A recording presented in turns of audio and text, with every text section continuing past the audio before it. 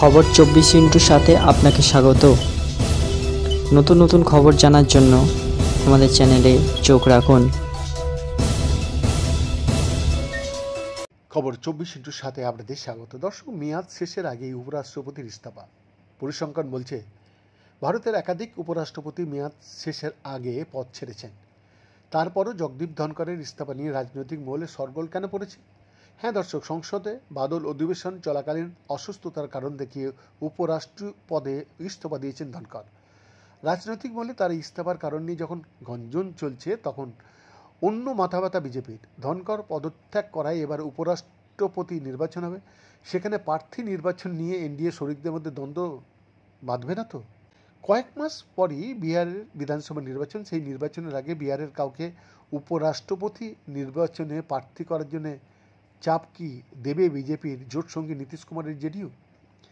কেন্দ্রে বিজেপি আরও একটা বড় জোটসঙ্গী হল চন্দ্রবাবু নাইডু টিডিপি।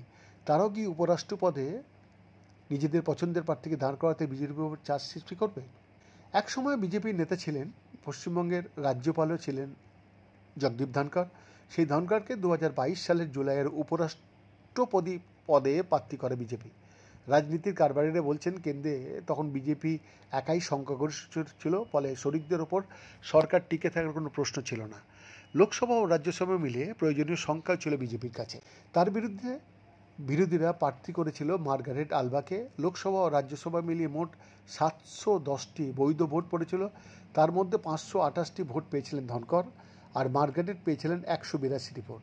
তৃণমূল কংগ্রেস ভোটদানের বিরোধী ছিল, তবে তাদের 2 সাংসদ ভোট দিয়েছিলেন।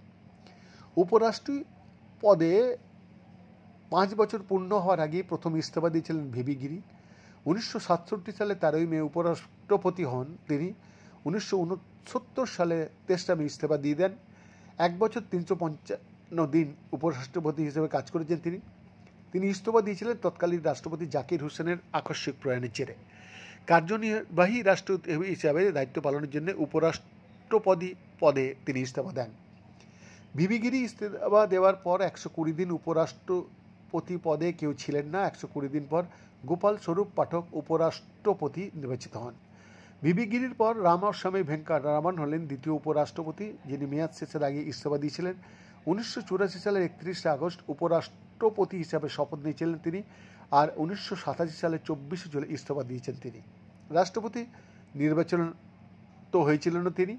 রাষ্ট্রপতি হিসাবে শপথ নেওয়ার আগে সন্ধ্যায় উপরাষ্ট্রপতি পদে ইস্তফা দেন তিনি। সেই সময় 41 দিন উপরাষ্ট্রপতি পদ খালি ছিল। মেয়াদ শেষে কিছুদিন আগে উপরাষ্ট্রপতি পদ থেকে ইস্তফা দিয়েছিলেন শঙ্কর দাল শর্মা। 1987 সালে 3 সেপ্টেম্বর থেকে 1992 সালে 24 জুলাই পর্যন্ত উপরাষ্ট্রপতি ছিলেন তিনি। 4 বছর 325 দিন রাষ্ট্রপতি হিসাবে নির্বাচিত হওয়ার উপরাষ্ট্রপতি পদে ইস্তফা দিয়েছিলেন তিনি। তার ইস্তফার পর 28 দিন উপরাষ্ট্রপতি পদ খালি ছিল। এরকম অনেক আছে, প্রমাণ আছে, তথ্য আছে। তাই তথ্য বলছে কারোর ইস্তফার জেরে উপরাষ্ট্রপতি পদটি সর্বোচ্চ মাস 4 খালি থেকেছে। রাজনৈতিক মহলের একাংশের বক্তব্য, এবারও বিজেপি চাইবে দ্রুত উপরাষ্ট্রপতি নির্বাচন হোক। উপরাষ্ট্রপতি নির্বাচনে ভোট দেন লোকসভা ও রাজ্যসভার সাংসদরা।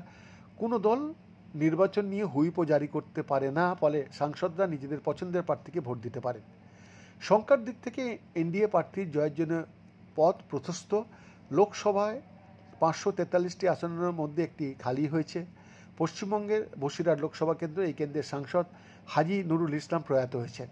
অন্যদিকে রাজ্যসভার 245টি আসনের মধ্যে 5টি খালি রয়েছে, ফলে এই মুহূর্তে রাজ্যসভায় সাংসদ রয়েছেন 240 জন।